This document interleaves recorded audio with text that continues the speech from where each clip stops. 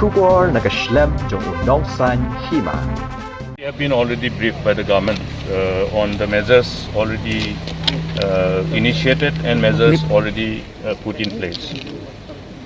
And in our collective endeavor to fight against this COVID-19 pandemic, we have been visiting all the districts, particularly the facilities which has been created to fight against this pandemic, including the institutional COVID care centers, the community corona isolation center, the dedicated COVID-19 hospitals, and the kind of necessary infrastructure which are required to be ramped up, including the manpower related issues.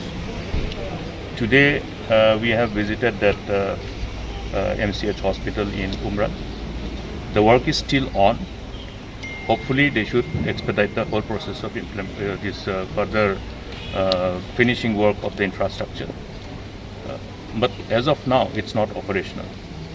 The only facility which is available in Rifai district is only this civil hospital in as far as treatment for the COVID patients are concerned. Now, after having seen and after having collected all the inputs here pertaining to the facilities available here, including the manpower, see, the facility available here is not enough to save lives. If these facilities would have been ramped up, including the manpower, we could have saved more lives. We have been, from the day one after seeing the death count, we have been very, very concerned about the very alarming number of death count.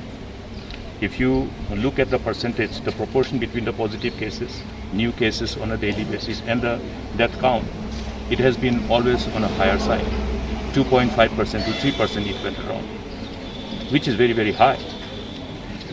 Therefore, it was necessary for us to find out what exactly is the reason. There are a number of factors. One part is that the home isolation part and the delay in decision of the patient to actually shift the patient who require immediate hospitalization, the duration, the decisiveness in transferring the patient to a hospital.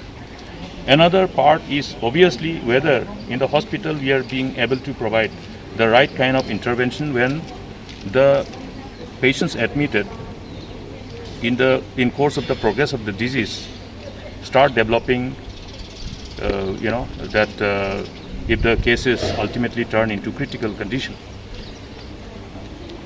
I am very sad to see that other than civil hospital Shillong, none of the hospitals in the state can actually save the lives of the patients if they develop to more critical condition requiring ICU intervention.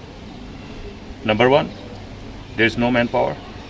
So though we have the ventilators, though we have the ICU, they cannot be operationalized to save lives. We are very unfortunate to see that we have not been able to be ready. Doctors are here, they are trying their best.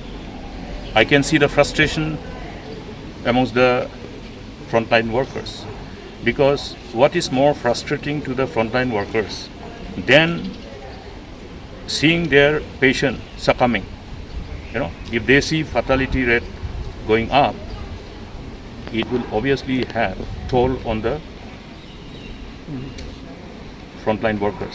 They'll have real problem of stress and strain. And this is because the facility available, notwithstanding the manpower backup, there should have been people who can operate the ventilators. There should have been manpower put in place who could operate the ICUs to save lives whenever there is a critical case. But this is not happening. This has not yet happened. You cannot expect patients from Nongpo to be shifted to Shillong for further intervention when you're talking about saving a patient which has gone to a critical condition. So these are things which we have discussed. We will articulate them accordingly. The HODs are here, the DCs are now able to understand what are the deficiencies which are identified now, how we can actually ensure that these deficiencies are addressed at the earliest and save lives.